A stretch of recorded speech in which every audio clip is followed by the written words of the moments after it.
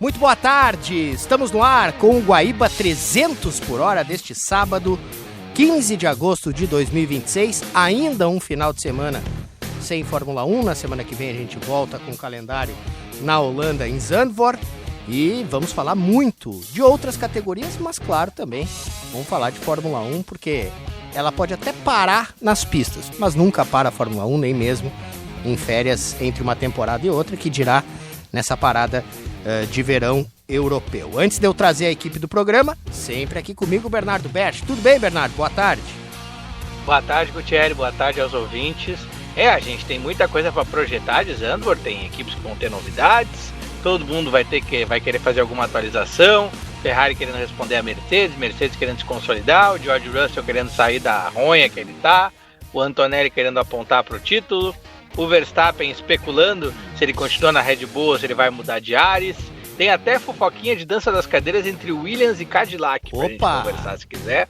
E claro, vamos falar de Fórmula Indy, que tem seu novo carro, a gente vai trazer bastidores da estreia desse carro. E vamos falar de Stock Car também, que tem piloto gaúcho fazendo pódio, fazendo bons resultados aí na temporada. Bom, o Guaíba 300 por hora tem na mesa de áudio o Cleiton Lopes, a produção é do Carlos Eduardo Torres, Central Técnica, Gravações e Coordenação Guilherme Silveira, Coordenação de Esportes Rafael Pfeiffer, Gerência de Jornalismo e Esporte Rafael Sequim, Direção Geral Claudinei Girotti. Estamos no @Guaíba Esporte, seja no Instagram, no Twitter, você pode nos encontrar por lá, ou 300 por hora F1, @do Bernardo, e o meu, Guti Sanches ou Gutierrez Sanches. Você pode procurar no Google, vocês vão achar, né, pra gente poder interagir e falar bastante também de automobilismo. Mas agora, senhor Bernardo Berch, a gente arranca falando com um piloto muito promissor e que está indo bem em Stock Car, por favor. Pois é, a gente conversou com o Lucas Coll, que fez seu primeiro pódio na categoria no último final de semana em Santa Cruz do Sul.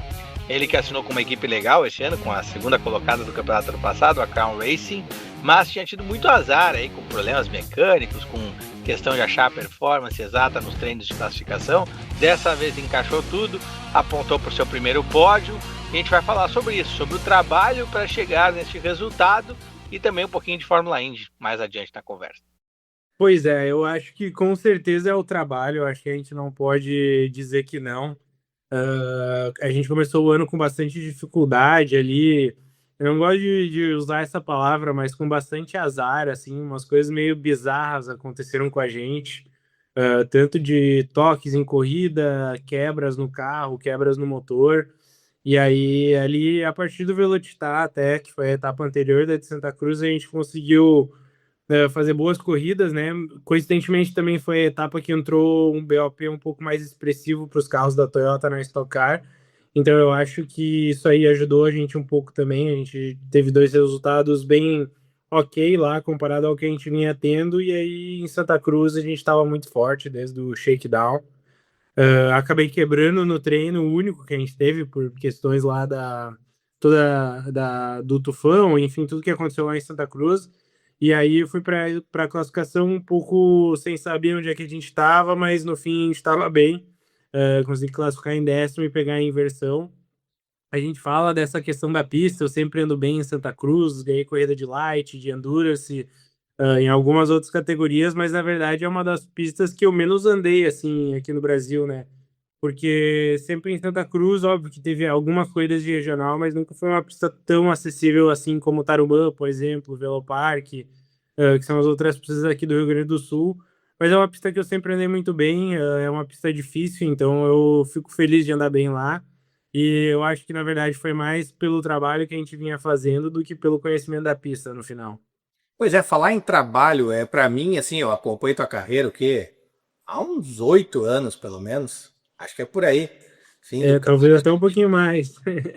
Mas eu sempre noto, assim, que tu é um cara que trabalha muito para crescer na categoria. Eu vi isso quando foi lá para os Estados Unidos, nas categorias de pré-Stock Car e agora na Stock Car. Fez um ano, teve o teu primeiro ano de Stock Car, teve uma construção e pode não aparecer o resultado no começo, mas sempre vai aparecer no resultado. E eu queria saber como é que tu faz essa construção, como é que é o trabalho de desenvolvimento para chegar assim, e até numa categoria tão complexa e tão parelha como é a Stock Car. Então, é uma coisa que eu prezo muito, assim, a gente batalha bastante, né, cara? É muito difícil de viver de automobilismo e hoje eu tenho esse privilégio e muito pelo fruto do trabalho que a gente faz fora e dentro da pista. Mas, como tu falou, o que eu prezo muito sempre é por ter um time muito forte comigo, né? E eu tive um pouco de dificuldade nisso na Stock Car, até por questão de orçamento no começo, questões de oportunidades dentro da categoria. E esse ano eu consegui uma oportunidade de ouro, assim, cara, que foi entrar para a Crown, que foi a equipe vice-campeã ano passado, a equipe que o Arthur tá também, que é um grande amigo meu. E as coisas simplesmente casaram lá. Eu acho que a gente tem um time de engenharia muito forte, um time de mecânicos muito forte. E eu tava agoniado, porque a gente vinha tendo boas performances de velocidade, mas a classificação não encaixava. Ou na corrida tinha uma quebra, tinha alguma coisa que sempre impedia a gente assim de ter um resultado bom, sabe? Mas eu sabia, cara, eu só preciso de uma chance. A hora que der uma meia encaixadinha, a gente vai estar lá na frente. E foi o que aconteceu em Santa Cruz, assim. Eu acho que, cara, a gente largou em terceiro e chegou em terceiro. E analisando a corrida depois, óbvio que depois da bandeirada é muito mais fácil de analisar.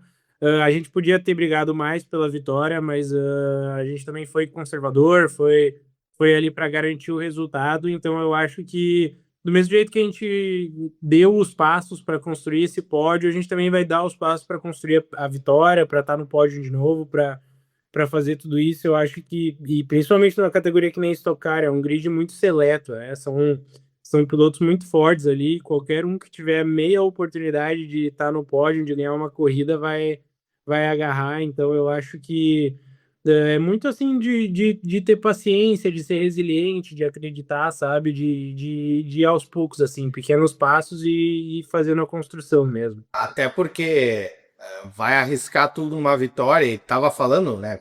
Acabou de falar, alguns contratempos te tiraram a chance de ter resultados importantes, e aí arrisca tudo com uma vitória e perde um terceiro lugar, é meio que 5 passos para trás, né? Porque tem todo uma questão. Agora, pelo menos, tu vai poder desencanar, né? Tu vai poder correr pensando no próximo passo. E a gente estava numa posição muito difícil no campeonato ali também, como estava ruim de encaixar resultado, a gente precisava pontuar bem. No fim, ainda acabei sendo o quinto maior pontuador em Santa Cruz, eu marquei 83 pontos, eu cheguei em Santa Cruz com 95, então eu quase dobrei minha pontuação em um final de semana. Era esse o nível de dificuldade que a gente estava tendo. Então, óbvio que na hora que eu estava na pista, cara, se desse a oportunidade de ganhar, óbvio que a gente ia atacar para ganhar, mas a gente correu uma corrida segura, assim, a minha largada foi segura, a nossa estratégia foi muito boa, deu certo, mas a gente talvez pudesse ter sido um pouco mais agressivo.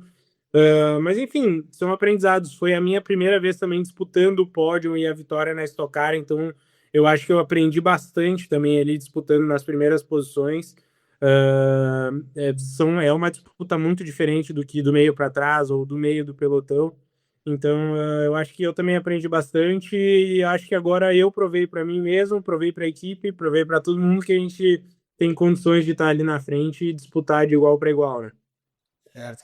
Falar contigo, antes a gente sempre falava em novos talentos chegando na Stock Car, ou vários nomes que chegaram, mas sempre parecia uma coisa assim, chegou 2 caras aqui, 3 caras ali. Agora realmente tem uma mudança de geração na Stock Car, né? A gente está passando por um processo que a gente vê, tem o Tu, tem o Arthur, teve o Arthur Gama, o Arthur Leist, esqueci o nome dos dois que estão agora tem o Alfredo. O Ibiapina, o Alfredinho, Como é que eu não lembrava? Então, tem o uma Felipe galera Batista chegando, também. tem os irmãos Batista, que já estão um pouquinho mais de tempo, mas também são mais jovens. Como é que é esse processo? Como é que tu vê, assim, é realmente uma coisa que está acontecendo? Com certeza, eu acho que é muito legal, né? Eu acho que para a categoria é muito bom. Com a nova geração dos carros também tem uma nova geração de talentos, digamos assim, né? Por muito tempo a Stock Car ela tinha o preconceito de ser o lugar que o pessoal ia para se aposentar, né? E eu acho que de alguns anos para trás, de alguns anos para cá já não é bem assim. Hoje é muito difícil de conseguir uma vaga na Stock Car e é muito difícil de performar na Stock Car. Então são duas coisas bem diferentes, é muito parelho. Cara, eu larguei em 10º, eu fiquei a meio 10º de passar pro Q3, de entrar no top 5. Então a gente tá falando ali de detalhes muito pequenos e agora o nível de talento tá muito alto, né? A gente tem a geração confirmada, que é o Kaká, Thiago, Daniel Serra, que são os caras que construíram esses últimos anos de Stock Car, e aí vem vindo o pessoal novo para assumir esse posto aí. Eu acho que faz parte também, né? Eu acho que é natural que isso aconteça, mas o nível de talento que a gente tem na Stock Car é muito alto hoje, dessa nova geração, assim. São pilotos que poderiam competir tranquilamente em qualquer categoria do mundo, eu diria. E muitas vezes tem, né, gente que corre endurance, mundial de endurance, essas GT na Europa, já ou foi fazer fórmula e voltou. Por exemplo, o Sérgio Sete Câmara, ele também é um cara que é jovem até também, né, tem toda uma... Tu é um exemplo, né, foi fazer fórmula nos Estados Unidos e veio correr aqui, então todo mundo traz uma bagagem bem interessante dessa gurizada, e na verdade eu acho que quem tá terminando o kart, 10 anos para cá, 15 anos para cá, já pensa na Stock Car como um objetivo sério, assim, não para fim, mas como auge, né? E a gente tem, por exemplo, o Pipi Bartz, até o Gama, são caras que chegaram na Stock Car com 17, 18 anos ali, que fizeram o caminho da Stock Light, chegaram na Stock Car, e eu acho que isso não acontecia com tanta frequência. É bem isso que tu falou, assim, o pessoal tá vendo como uma oportunidade de carreira e para viver disso, né? Então, e hoje, do ecossistema ali, da Vicari, tudo que eles montaram, existe um caminho claro para se chegar na Stock Car, né? Pela Turismo Nacional, pela Stock Light. Então, eles já te introduzem cedo ali no ambiente, no ecossistema, e eu acho que isso é muito bacana também. Tem toda a parte de incentivo para os campeões. Então, por exemplo, o campeão da Light corre na Stock Car, tem todos os incentivos ali para colocar no grid. Então, eu acho que isso é muito bacana, né? Te dá a chance, assim, de entrar e mostrar o talento. Por mais X que seja, eu acho que o Gama entrou na Stock Car, ganhou corrida. Esse ano o Pipe chegou muito forte. A gente teve o Felipe Batista também, que foi campeão da Light, e tá na Stock. E se tu for olhar também do ano que eu corri de Light, era eu, o Arthur, o Zezinho no Jate, o Felipe Batista. Teve outros pilotos que já foram para a Stock, saíram. Então eu acho que existe esse caminho muito mais claro. E tudo bem que eu também, eu fiz a escola da Fórmula Indy, saí e voltei, mas, pô, eu cheguei na Stock Car com 23 anos. Então, ainda assim, é muito mais cedo do que era antigamente, digamos assim, né? Então... Sim, né? A gente vai pensar até na época do Zingo Hoffman, Chico Serra, É, tudo quarentão para cima. claro, tu tem, por exemplo, o Kaká, que entrou ali na categoria com 17, 18 anos, mas era um pouco de exceção, assim. É a exceção da exceção. Então, e aí eu acho que isso também se dá pela modernização da categoria, sabe? Os carros modernos, tudo isso que atrai o público, atrai os patrocinadores, o evento é muito forte hoje, então acho que houve esse 360 aí, essa rejuvenização geral, sabe? E isso pra gente é muito legal, assim, é um evento que dá gosto do cara participar e de correr, sabe? É um evento que tu olha e tu fala, cara, muita gente boa aqui, é muito difícil e é muito mais gratificante tu ter sucesso por conta disso, né? Sim, é bem uma organização e competitividade faz toda a diferença. É.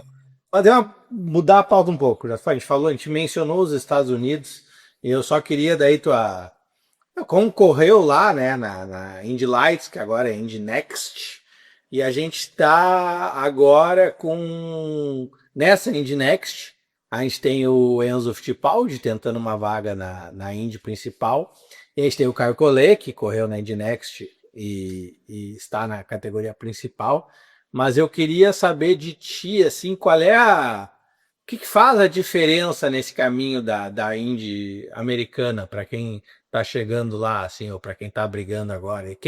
E tu acha que o Enzo vai conseguir um espaço na Indy?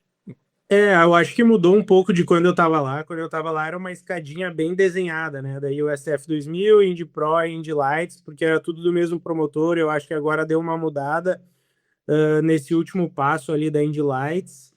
Mas, cara, eu acho que tá um pouco mais complexo hoje, porque assim como na Stock Car, lá tá vindo muita gente com um orçamento muito grande, pelo que eu tenho visto assim nesse Silly Season da Indy. Tem muito cara lá que tá com uma bagagem bem forte de patrocínio, de verba para botar, e aí talvez, às vezes, por exemplo, o Enzo já provou que ele merece uma vaga na Indy. Ele tá performando muito bem na Indy Lights. Esse cara, alguns anos atrás, por exemplo, quando eu tava lá, para uma equipe pegar ele e investir, não precisava muito, sabe? E hoje aí agora tu tem pilotos que já fizeram alguns anos de Indy, que tem uma bagagem de grana forte nas costas, e aí começa a pegar essas vagas nas equipes mais do meio para trás que talvez pudessem dar oportunidade para um piloto novo, sabe? Então começa a gerar esse problema aí. Tem um cara aqui que é o tal do Josh Pearson, que ele tá no terceiro ano, acho, de Next dele. Mais um pouco ele tinha corrido contigo. Mas só que o cara tem um bagalhão de dinheiro, assim. E aí ele tá tentando a vaga inclusive na Meyer Shank. Eu ouvi até uma entrevista do eu acho que foi o Conor Daly falando que ele tá procurando uma vaga para Indy 500 ou part-time ali. Ele falou, cara, com o dinheiro que eu tenho hoje, 5, 6 anos atrás, eu corri em qualquer equipe do grid. Então isso mostra o quanto, não que ficou mais caro, mas quanto mais dinheiro tá atraindo a categoria, né? Que os orçamentos subiram e que tem muito mais gente para pagar e muito mais patrocinador investindo também, né? E aquilo, então, né? Hoje em dia não tá mais difícil de entrar. Antes tu ganhava a Lights, a Next era quase certo, 90% ia correr. É automático, E agora os caras têm a ver, o cara que foi quinto lugar, de repente tem mais chance que tu que ganhou o campeonato, porque tem 5 vezes mais dinheiro. Ficou um pouco complicado. E vou te falar que, por exemplo, na Stock Car é a mesma coisa, tá? É muito difícil de conseguir uma vaga na Stock Car hoje. Porque a gente que tá lá, a gente tá, por exemplo, tá estabilizado na categoria. Tem os patrocinadores, tem tudo. E o gap, por exemplo, da Stock Light para Stock de orçamento é muito grande. E eu imagino que seja o mesmo, tipo, por exemplo, da Indy Next para Indy. Pô, uma temporada de Indy Next deve custar 1 milhão e pouco ali. Para correr de Indy deve estar custando 6, 7 hoje. Então é mais ou menos o mesmo gap e a mesma dificuldade, assim, para o cara que não tem um cheque em branco, digamos, né? O Stingray Robb, esse diz que tem 15 milhões de dólares para oferecer. Imagina, e tá escolhendo onde vai andar. É complicado. E aí, por exemplo, o Enzo lá, às vezes tudo bem, ele tem um patrocínio, o cara tem 1/3 desse orçamento. Cara, as equipes não vão pensar muito, tipo, porque tudo bem, ele vai terminar lá no Winner Circle, vai levar 1 milhão e pouquinho de incentivo, talvez o outro não leve. Mas o cara leva mais 5 a mais, né, de patrocínio. Então, às vezes, é um pouco irrelevante nesse sentido. Ainda mais agora que vai vir essa troca de carro, as equipes vão ter que investir, vão ter que fazer um desenvolvimento a mais. Então, eu acho que todo mundo vai meio que tentar começar a se preparar financeiramente para essa troca aí também, que foi também o que aconteceu na Stock Car, né? Então, eu acho que no fim tudo gira em torno disso, mas ia ser muito bacana a gente conseguir ver o Enzo e o Caio na Índia no que vem, né? Qual a diferença tu acha que faz a equipe numa Next, numa Light? Ou é o orçamento que tu traz com a equipe? Tem como fazer a diferenciação disso? Eu acho, por exemplo, na minha época, eu não me lembro como é que era os treinos, mas a gente testava muito, tanto de USF quanto depois de Indy Lights. A gente tinha, tipo, cara, às vezes antes da primeira corrida de USF eu fazia 5, 6 dias de treino. Nas temporadas que eu andei bem ali. A gente ia pra Sebring, ia pra Autobahn, ia pra um monte de lugar. Eu corri de Indy Lights também. Então eu acho que as equipes estão bem, as equipes conhecem o carro, sabem tudo, mas eu acho que é mais da quilometragem para o piloto, assim. Então, por exemplo, pega o top 3 das equipes ali, o cara, pô, se o cara tem 15 milhões para andar de Indy, imagina, ele bota 1 milhão a mais em treino lá de Indy Next, quantos dias de treino ele não faz, quantos jogos de pneu ele não coloca, sabe? Então isso acaba preparando o cara muito mais. Tipo, o nosso esporte, ele é hora de voo, né? É quilometragem. Então se o cara consegue pegar uma equipe top 3 ali, que já tem o conhecimento, tanto que tu tem equipe ali que tá fazendo 5, 6 carros. Porque é meio automático o trabalho que eles fazem, e aí quilometragem, teste, é o que mais conta, assim. Tem uma coisa que é uma pena, que eles não fazem mais a Freedom 100, né? A corrida. O último ano que teve foi o que eu corri. Que é um gostinho, eu imagino que seja um gosto todo especial, né? O que tu lembra desse evento? Com certeza, cara. Assim, eu acho que, por exemplo, o meu sonho sempre foi andar de Fórmula Indy, né? E eu não consegui realizar, não consegui fazer um teste, não cheguei lá. por vários motivos, mas pelo menos em Indianápolis eu posso contar para toda a minha geração de herdeiros aí que eu andei. Cara, foi uma semana muito especial na minha vida, assim, para mim, de correr no misto, de assistir a Indy 500 já era uma coisa surreal. E aí, quando eu consegui andar, dar as primeiras voltas lá, participar da corrida, a gente corria no Carb Day, né, na sexta-feira, é uma coisa surreal, assim, é uma coisa que eu vou guardar comigo pro resto da minha vida. Foi uma oportunidade única, assim. Então, não tem nem como descrever. Eu acho que é a corrida mais legal do ano. Eles tinham que voltar e fazer, porque As corridas eram sempre boas, né? Sempre de é, 5 decidindo a vitória. eu acho que não te prepara nada para Indy 500, né? Eu nunca andei de Indy em Indianápolis, mas a corrida é muito diferente. Mas eu acho que para o público e para a gente que corria era uma oportunidade única, assim, de estar lá, né? E a curiosidade, quando tá ali pilotando, consegue sentir quando passa na faixinha de tijolo? Eu não me lembro, mas eu acho que não sente, cara, porque Ou seja, é passa muito muito rápido. pouco. Talvez de, por exemplo, o USF, que era um carro mais lento, sentia, porque a gente corria no misto, né? Mas de Indy Lights, não. Porque a gente fala mais lento, né? Pô, passava 250, 260 ali na reta, 360, né? Sim. 210, 212 milhas por hora. Então, mesmo assim, era muito rápido, mas eu acho que não sentia, não. Legal. Eu queria saber. Bom, para gente finalizar, qual é a projeção aí agora para parte final aí da temporada? Cara, minha projeção era fazer uma segunda metade muito melhor do que a primeira. E a gente já começou bem, né? Fizemos aí duas etapas. A etapa do meio, que foi o Velocitar ali, foi uma etapa ok. E aí a segunda etapa agora, que foi a sexta, a gente fez um terceiro e um 11º. Então eu espero que a gente consiga aí se solidificar dentro do top 15, brigar dentro do top 10 aí nas oportunidades que a gente tiver. A gente tem uma meta de pontuação aí que a gente gostaria de atingir. Então eu acho que é continuar o trabalho aí. A gente sabe que só porque a gente terminou em terceiro uma corrida, cara, estocar ela é muito difícil, né? Isso não te garante que na próxima tu vai estar lá de novo. Então o trabalho tem que continuar, a gente tem que manter a cabeça baixa aí, estudar, fazer a nossa parte e se tiver a oportunidade de novo, brigar pelo pódio, brigar pela vitória. E se não, marcar o máximo de pontos possível, tentar ficar dentro do top 10 ali e terminar o ano de uma forma forte, já construindo para o ano que vem. Tá certo. Valeu, Lucas. Um abraço. Valeu. Tá aí, muito legal o papo com o Lucas Coll, mas você também preparou um material muito legal sobre Fórmula Indy, né, Bernardo Berge? Pois é, eu vou aproveitar o gancho que o Lucas Coll falou um pouco sobre essa como é que é, as projeções de grid, tanto quem vai sair da Indy Next, que ele andou ali nos anos 2019, como também quem é que pode pintar de brasileiro na categoria.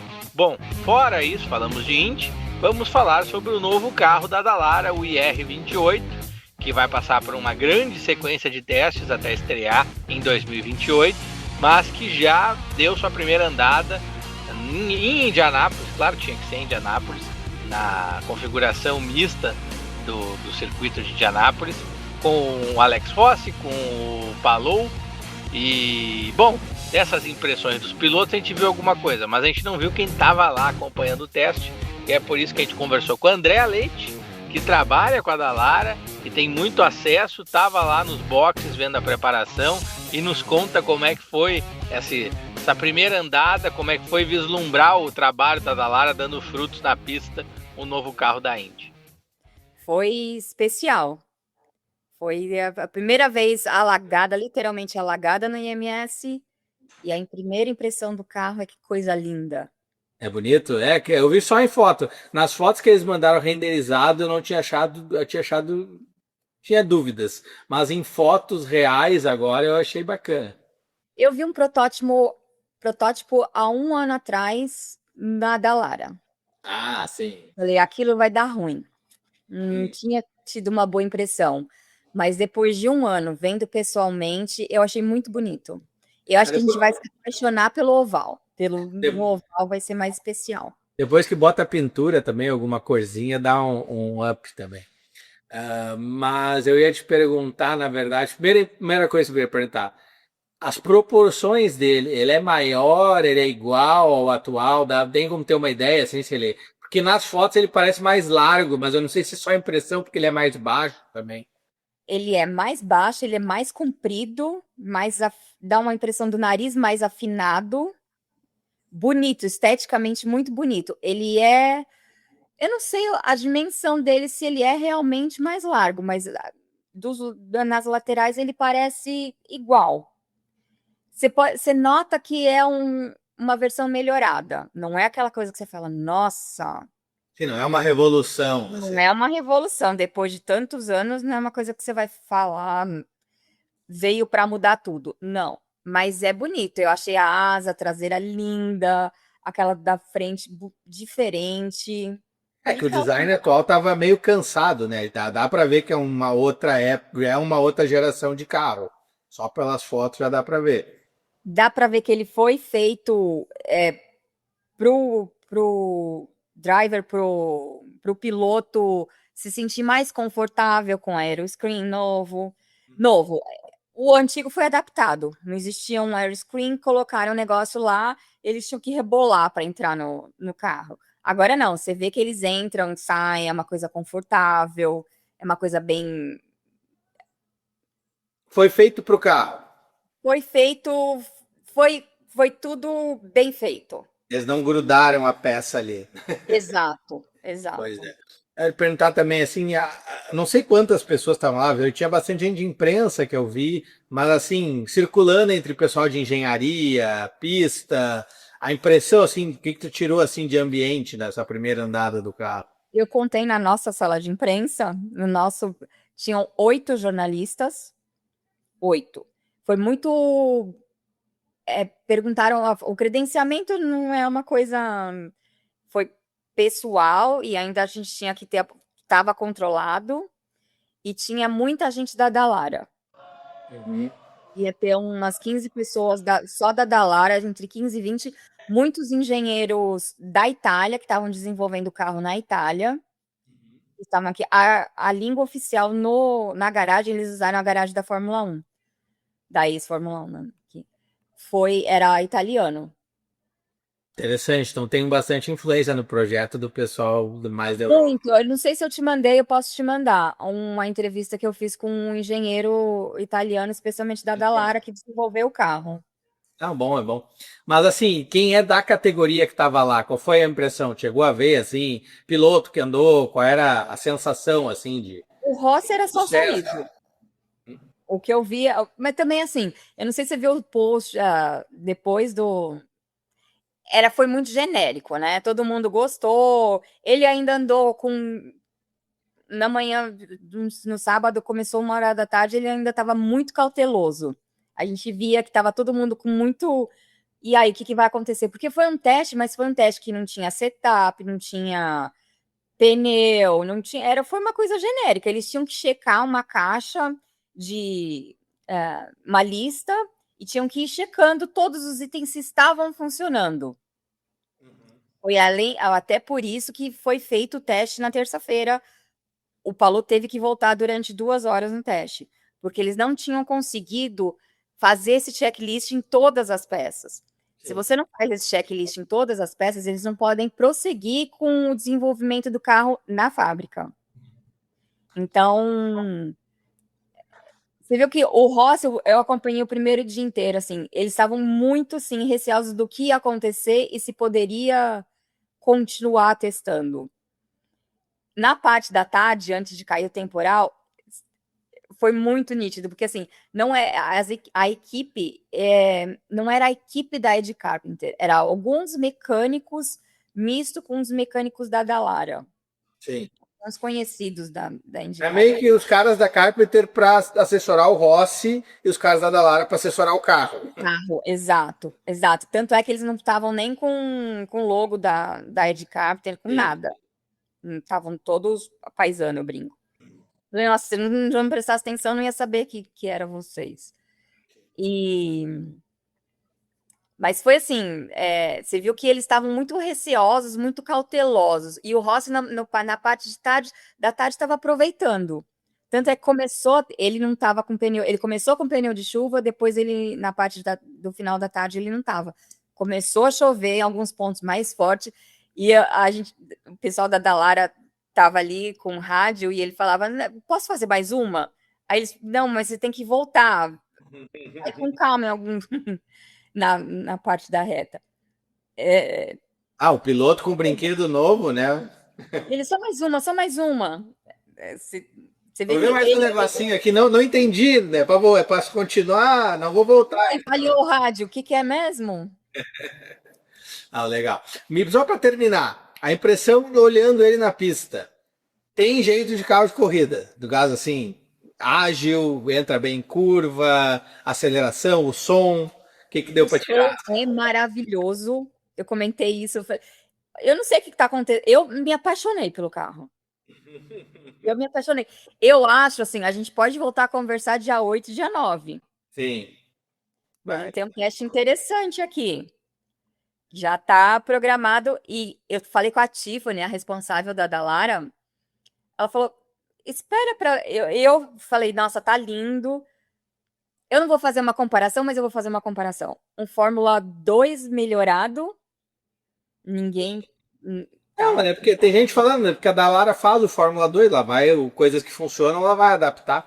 Então, vamos assim, nesse ponto, melhorado. Tá? Ela falou, espera para ver o Noval que você vai...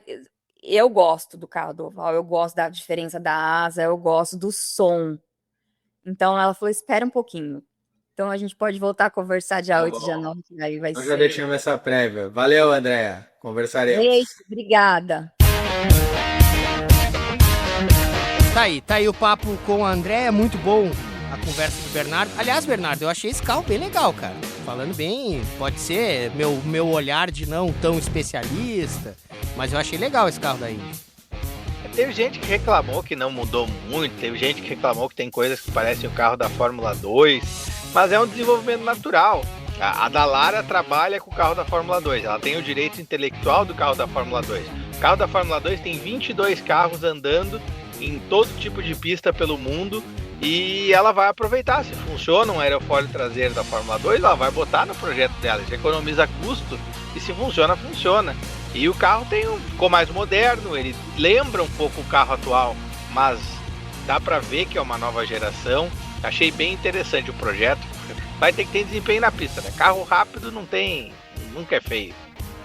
Bom, vamos fazer o seguinte, vamos pro nosso pit stop. Na volta, a gente vai falar sobre aqueles assuntos prometidos pelo Bernardo Berti no início do nosso 300 por hora. Vamos falar de Fórmula 1, possível dança das cadeiras, as equipes tentando se atualizar, projeções pro Grande Prêmio da Holanda, tudo isso e muito mais depois do intervalo, não saia daí.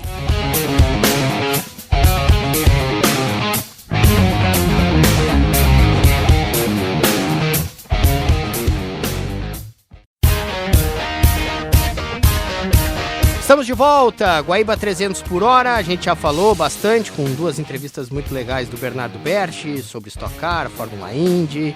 Porém, Bernardo, chegou a última semana para a volta da Fórmula 1 depois dessa parada de verão, ou Summer Break, como eles gostam de falar.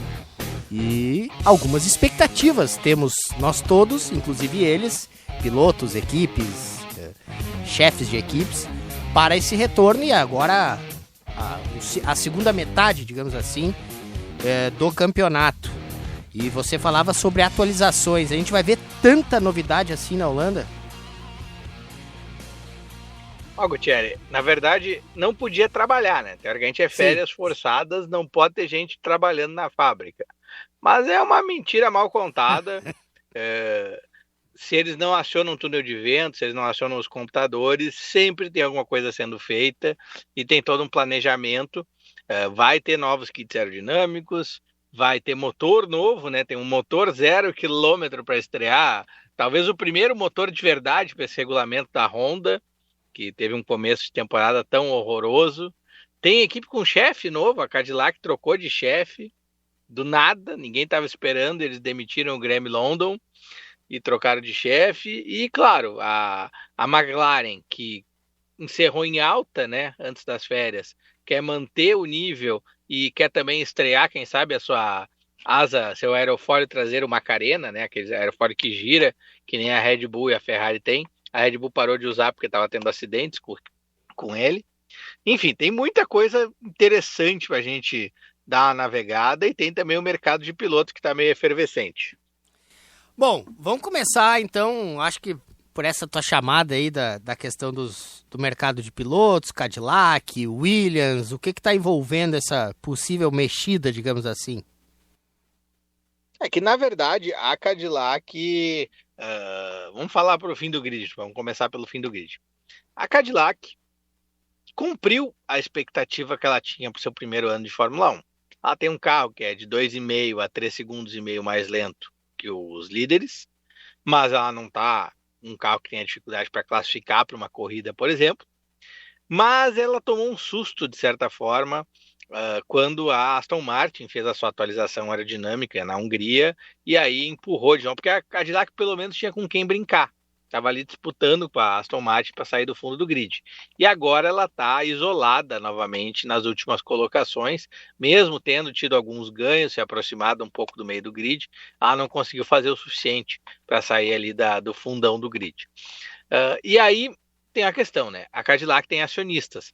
A Chevrolet, a GM, ela é a principal parceira, mas ela tem o Dan Torres, que é o grande chefão, dono de tudo.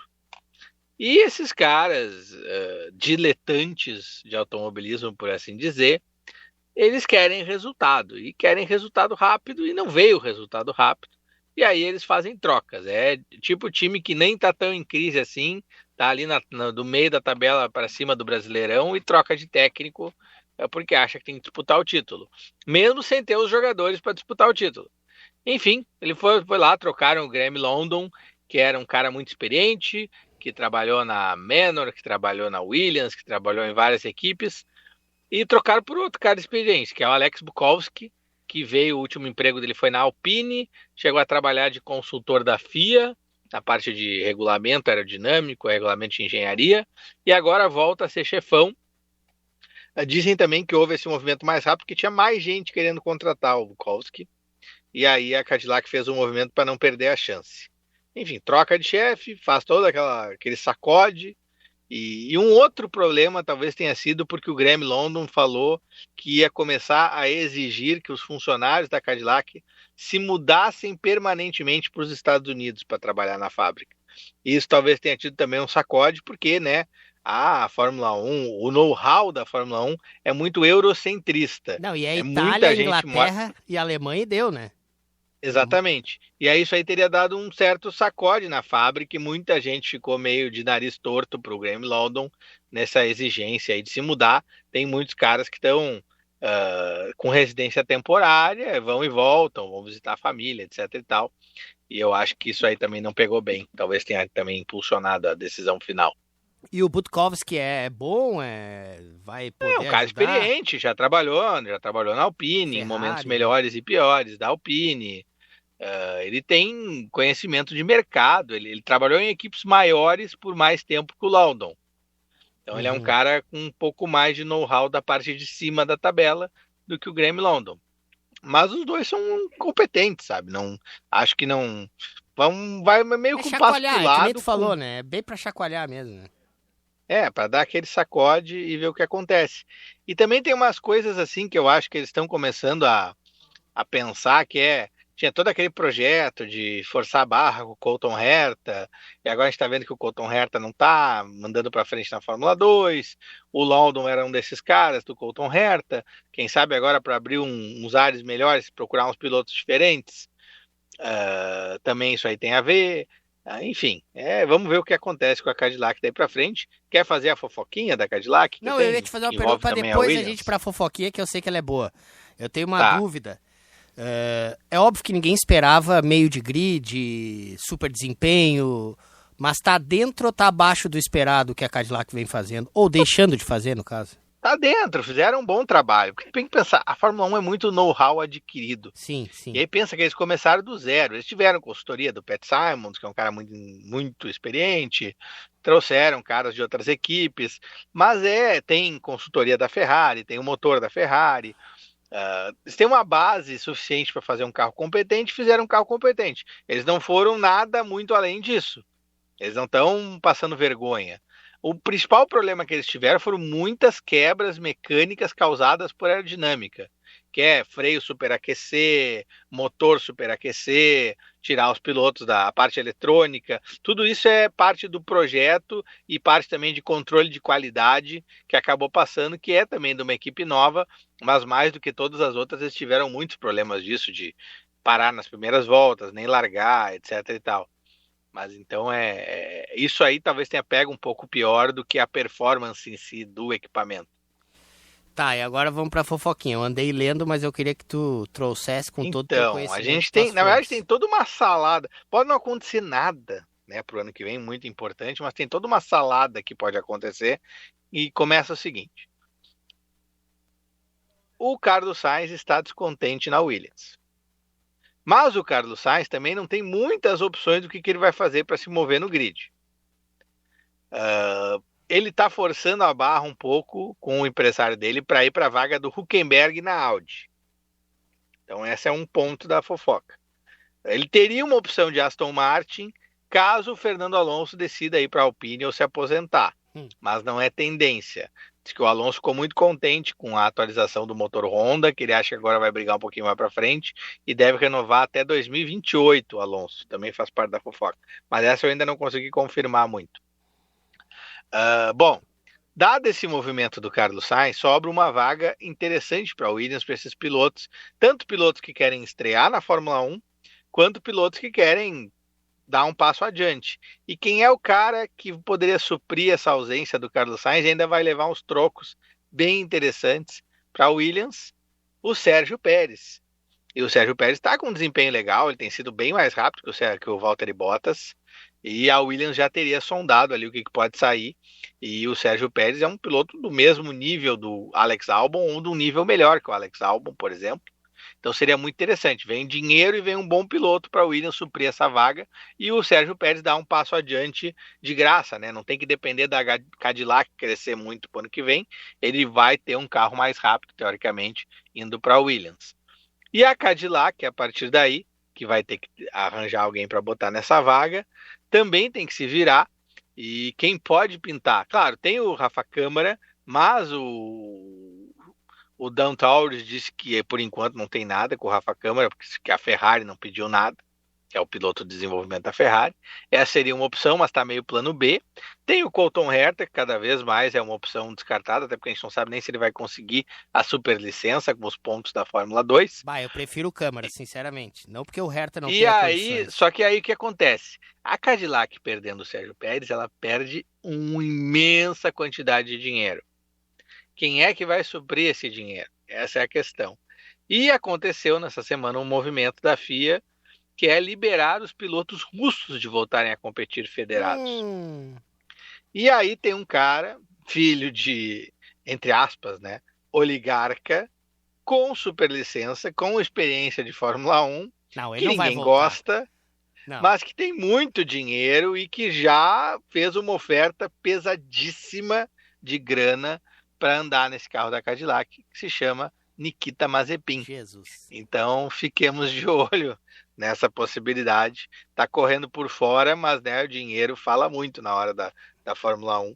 Vamos ver o que acontece nesse sacode aí de grid possível. Que a Rússia tem dinheiro para botar um piloto se ela quiser, isso aí a gente não tem dúvida, assim como a China e tal, mas é esquisito, qual piloto, a equipe americana. É esquisito porque é uma equipe americana e tá, mas a Haas não é também tão equipe esquisito americana assim. Já teve.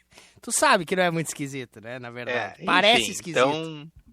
Então os movimentos aí estão esquisitos, mas podem indicar um retorno desta lenda do automobilismo para a Fórmula 1. Eu obviamente gostaria de ver o Câmara, né, num cockpit titular, óbvio. Eu não vou negar. Ele ainda pode pintar na Haas, por exemplo. A Haas o Ocon deve ser vazado da Haas. Pois eu ia dizer isso aí. Já deu de Ocon, né, Bernardo? Não sei, o Ocon, ele quer se recolocar no mercado, mas eu duvido onde é que ele vai achar, porque ele não tem patrocinador, ele não tem caráter, ele não tem mostrado velocidade. Vai ser difícil. Ô, Bernardo, o que tem, assim, Eu sei que é difícil definir, né? Porque daqui a pouco pode, sei lá, um Verstappen anunciar algo grandioso. Mas assim, o que... Tem pouca coisa encaminhada para o ano que vem, né? Os dois movimentos pesados. O mais pesado é o Verstappen sair da Red Bull. Ele falou muito tempo com a Mercedes, não chegou a lugar nenhum. E ali eu acho difícil, eu acho que a Mercedes vai manter os pilotos também. Mas seria demais. E a não ser que tenha um racha muito grande com o George Russell. E a McLaren. A McLaren é uma possibilidade bem mais real. A McLaren nada satisfeita com o Oscar Piastri. E daí pode sim. Ela fez uma oferta, inclusive, para o Verstappen. Mas dizem que, de novo, o Verstappen é muito engraçado, né? Porque de toda a ousadia e a faca nos dentes que ele tem na pista, ele é muito comedido nos movimentos empresariais dele, né? E ele tá mais pensando em continuar na Red Bull até o fim do contrato, até o fim do ano que vem, e aí se posicionar para 2028, ver o que acontece. Mas se a oferta for boa, a McLaren é uma equipe que ganhou dele, né, no último ano, pode acontecer. E aí a Red Bull tem um problemão que é ocupar essa vaga aí que vai sobrar sem nenhum líder, sem nenhum piloto pesado para botar ali. Por exemplo, vamos conjecturar aqui, se o Verstappen sai agora, final de ano, né? Ele tem mais um ano. Quanto custa essa rescisão para ele deixar a Red Bull, mais ou menos? É que tem cláusulas, né? Que diz que ele tem uma cláusula de desempenho que ele teria que estar entre os 3 primeiros no campeonato. Vai começar a tirar o pé.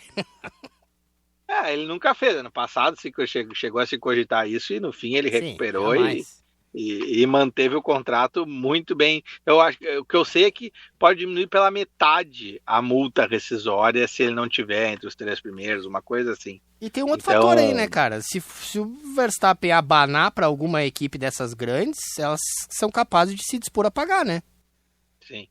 E é um dinheiro que não conta no orçamento anual, entendeu? E todas as equipes estão com muito lucro, as grandes, porque elas têm o teto orçamentário e aí tem muita grana entrando e acaba que esse tipo de negociação não entra nesse orçamento, acaba sendo até vantajoso para eles negociarem essas coisas.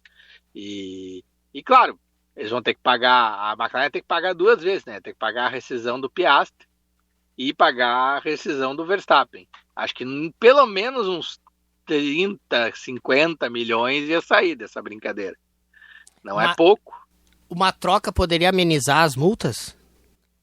Poderia, mas não sei se é do interesse da Red Bull, né? Sim. Estão tirando nosso piloto aqui. Estão tirando nosso piloto e estão oferecendo. É tipo troca de jogador. A gente vai levar o Messi. A gente vai levar o Messi e vocês levam o Nardoni. Exato, eu tô admitindo que eu vou baixar muito a qualidade dos meus pilotos, mas é que às vezes é o que tem, entendeu? Porque não sei quais seriam as opções também pra...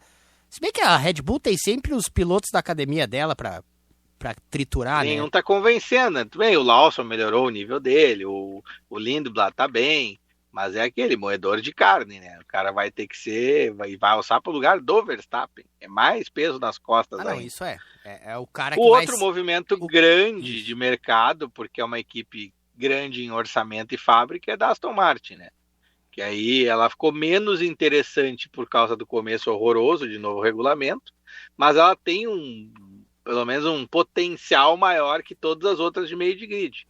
E ela já mostrou isso ganhando 2 segundos de tempo, né, no cronômetro com a atualização que ela fez. Tem o Adrian Newey e aí depende do Alonso desempatar a vaga ali, porque o Stroll não vai, né? O Lance Stroll não vai sair da vaguinha, vai continuar correndo na equipe do papai. O Alonso tá inclinado a ficar. Ele tem uma oferta grande da Alpine, do Briatore, para ir para a Alpine, mas por enquanto parece que ele vai ficar na Aston Martin. Tu vê como é que são as coisas, né? A situação do Alonso, ela foi muito mais e ainda é, aparentemente, complicada, mas já melhorou muito. Agora ele tem entre relembrar a parceria com o Briatore, parceria essa vitoriosa dos dois, ou acreditar nessa evolução que eu, pelo menos, acredito da Aston Martin. Então ele passa a ter uma escolha boa agora para fazer, né? Tem um negócio, né? Claro, às vezes a realidade desfaz os argumentos, mas o Adrian Newey nunca errou 2 anos seguidos. Pois é. Né? Pô, o Adriano já fez os carros meia boca, mas ele errou a Williams de 94, mas daí depois as Williams de 95 e 96 eram um cano de carro. Sim, porque se for pensar, as expectativas são boas, cara. Primeiro, o motor que tu acabou de trazer no início do programa, a Honda tomou vergonha na cara e vai apresentar um motor. Segundo... ganhou 40 cavalos no teste que eles fizeram no dia de gravação de TV. Exato. O outro foi o exemplo que tu acabou de trazer, né? Tem um projetista monstro e que não vai errar 2 vezes. Então, assim, se espera que ela vai evoluir. Eu não sei nem, me arrisco a dizer que o caminho... O piloto que tem que escolher, cara, eu acho que é melhor até pro ano que vem a Aston Martin. Eu não sei o que tu pensa disso. O atrativo da Alpine é o motor Mercedes. Mas em regulamentos que seguem o mesmo, a tendência é sempre de convergir os motores, né? Não ficarem tão distantes. Por enquanto há uma diferença brutal, mas ano que vem certamente essa diferença vai ser 1/3 menor, pelo menos, sei lá. Então, a tendência de muito crescimento da Aston Martin. E a Alpine depende ela não é mais construtora do próprio motor, depende dos humores do Briatore, etc e tal. Ela está estagnada, na verdade, ela tem anos piores e melhores, mas ela está estagnada no meio do grid já há umas 6, 7 temporadas, né? Pois é. Bom, a gente tem 1 minutinho, claro que ele não vai falar totalmente das atualizações e tal, mas a Ferrari está prometendo algumas coisinhas em que pese, como você bem disse, teoricamente não ser permitido que se mexa muito nesse período de parada, né?